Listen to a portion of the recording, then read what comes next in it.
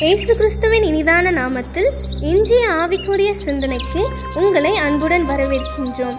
இப்போதும் ஒரு பாடலுக்கு பின்பு உங்கள் சிந்தையை தெளிவிக்கும் ஆவிக்குரிய செய்தியை கேட்கலாம். பெந்தேகொஸ்தே நாளில் வந்தவரே, பரிசுத்த ஆவியை தருபவரே. பெந்தேகொஸ்தே நாளில் வந்தவரே, பரிசுத்த ஆவியை தருபவரே. பாத்திரம் நிரம்பே வழியச் செய்து எரிந்து பிரகாசிக்க செய்திடுமே.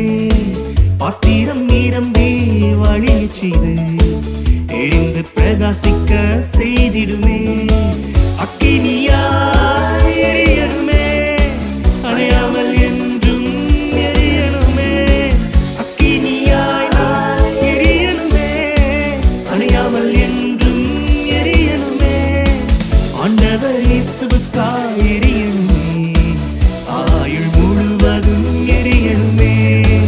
ஆண்டவர் இயேசுவுக்காய் எரியணுமே, ஆண்டவர் வருகை வரை எரியணுமே. நாம் அக்கினியாய் எரிந்து கொண்டிருக்க வேண்டும் என்று விரும்புகிற ஆண்டவராக இயேசுவின் இனிதான நாமத்தினால் உங்களை வாழ்த்துகிறேன். இந்த நாள் நம்முடைய ஆவிக்குரிய சிந்தனைக்காக லூக்கா எழுதின சுவிசேஷம் 12ஆம் அதிகாரம் 49ஆம் வசனத்தை நான் வாசிக்கிறேன். பூமியின் மேல் அக்கினியை போட வந்தேன், அது இப்பொழுதே பற்றி எரிய வேண்டும் என்று விரும்புகிறேன். ஆண்டவருடைய விருப்பத்தை இந்த இடத்தில் பாருங்கள். பூமியின் மேல் அக்கினியை போட வந்தேன், எரிந்து சாம்பலாக வேண்டும் என்று சொல்லி அல்ல, பற்றி எரிய வேண்டும். ஒவ்வொருவரும் நாம் ஃபயராக இருக்கணும் ஆண்டவர் விரும்புகிறாரு. ஏன்னா நமக்குள்ள ஒரு அக்கினி ஏற்கனவே ஆண்டவர் வைத்திருக்கிறார். நீதிமொழிகள் 20:27 சொல்கிறது, மனுஷனுடைய ஆவி கர்த்தர் தந்த தீபமா இருக்கிறதாம், அது எரிந்து கொண்டே இருக்க வேண்டும் என்றுதான் ஆண்டவர் விரும்புகிறார். அதோடு மட்டுமல்ல, பழைய ஏற்பாட்டு காலத்திலே குத்து விளக்கு எப்பவுமே ஆசரிப்பு கூடத்தில் எரிந்து கொண்டிருக்க வேண்டும் என்று சொல்லி எழுதப்பட்டிருக்கிறது. அதையும் தாண்டி பலிபீடம் எப்படி இருக்க வேண்டும் என்று சொல்லி லேவியராகமம் 6:13 வாசிப்பீர் என்று சொன்னால், பலிபீடத்தின் மேல் அக்கினி எப்பொழுதும் எரிந்து கொண்டிருக்க வேண்டும், அது ஒருபோதும் அவிந்து போகலாகாதுன்னு சொல்லப்பட்டிருக்கிறது. நாமும் எப்பொழுதும் எரிந்து கொண்டே இருக்க வேண்டும். நமக்குள்ள ஒரு அனல் எப்பொழுதும் இருக்க வேண்டும். ஆவியிலே அனலாயிருங்கள் என்று பவுல் ரோமருக்கு எழுதும்போது எழுதியிருக்கிறாரே. நாம் எப்படி இருக்கிறோம்? அணைந்து போய் அல்லது மங்கேறுகிற திரியாய் அல்லது அணைந்து போகிற தீவெட்டியின் நிலைமையா இருக்கிறோமா? நம்முடைய ரட்சிப்பு தீவெட்டிக்கு ஒப்பிட்டு பேசப்பட்டிருக்க, எரிந்து கொண்டிருக்கிற தீவெட்டி என்று சொல்லப்பட்டிருக்கிறது. சற்று யோசித்து பார்ப்போம். நமக்குள்ள ஒரு அக்கினியை பற்ற வைக்க ஆண்டவர் விரும்புகிறார். அப்போஸ்தலர் நாட்களிலே தேவன் அக்கினியை போட்டார். அக்கினிமயமான நாவுகள் வந்து அமர்ந்தது. 120 பேரும் நிரப்பப்பட்டார்கள். அதிலிருந்து அவர்கள் மூலமாய் வல்லமை இந்த உலகத்திற்குள் வெடித்து சிதறும்படியாய் எல்லா இடங்களிலும் பரவியது. எல்லா இடங்களிலும் மாற்றங்கள், எழுப்புதல்கள், மகிமையான காரியங்களை கர்த்தர் செய்தார். இன்றும் செய்ய ஆயத்தமாய் இருக்கிறார்.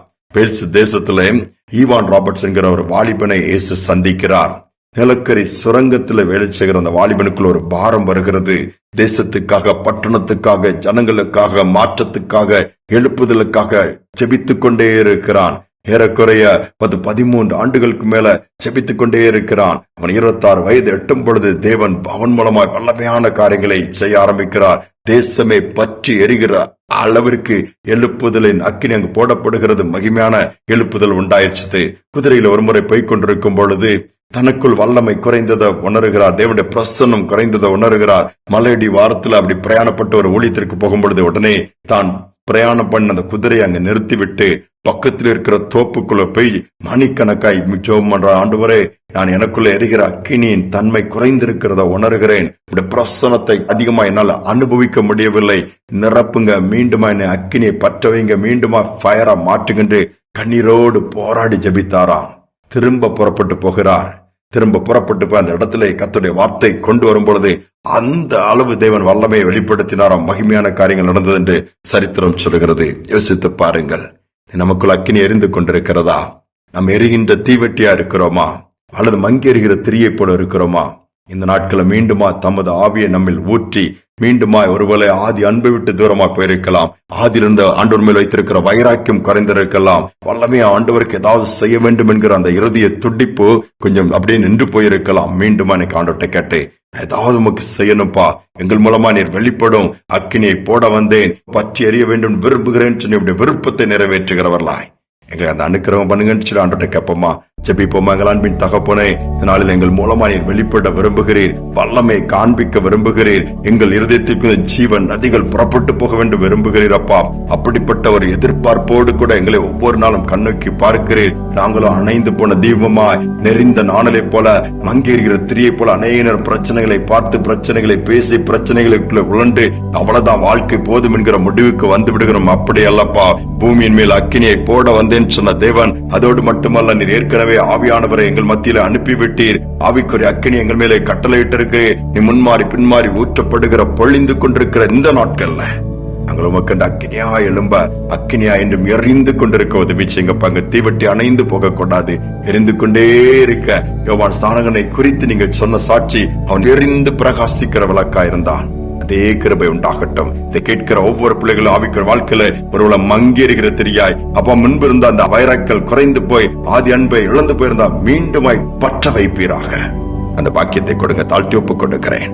சோறுகள் மாறட்டும், பின்மாற்றங்கள் மாறட்டும், பலவீனங்கள் மறையட்டும், வல்லமை வெளிப்படட்டும். தாழ்த்தி ஒப்பு கொடுக்கிறேன். துதிகனமையுமே ஏற்றுக்கொள்ளும் இயேசுவின் நாமத்தில் பிதாவே, ஆமேன் ஆமேன். மீண்டுமா நம்மளை என்றென்றைக்குமா அக்கினியாய் எரிய வைக்க விரும்புகிறார். எரிந்து கொண்டே இருப்பேன் சொல்லி ஆண்டவர் கையில தாழ்த்தி ஒப்பு கொடுத்து இந்த நாளை தொடங்குவோம். மீண்டுமா நாளை தினம் சந்திப்போம். எனது விளக்கு எரிய செய்தி, இரவை பகலாக்கினே. எனது விளக்கு எரிய செய்தி, இரவை பகலாக்கினே. எரிந்து கொண்டிருப்பேன் எப்போதும் உமக்காய், என் ஜீவன் பிரியும் வரை. எரிந்து கொண்டிருப்பேன் எப்போதும் உமக்காய், என் ஜீவன் பிரியும் வரை. எரிந்து கொண்டே இருப்பேன் எப்போதுமே உமக்காய், என் ஜீவன் பிரியும் வரை. எரிந்து கொண்டே இருப்பேன், எரிந்து கொண்டே இருப்பேன் எப்போதுமே உமக்காய், என் ஜீவன் பிரியும் வரை. எரிந்து கொண்டே இருப்பேன்.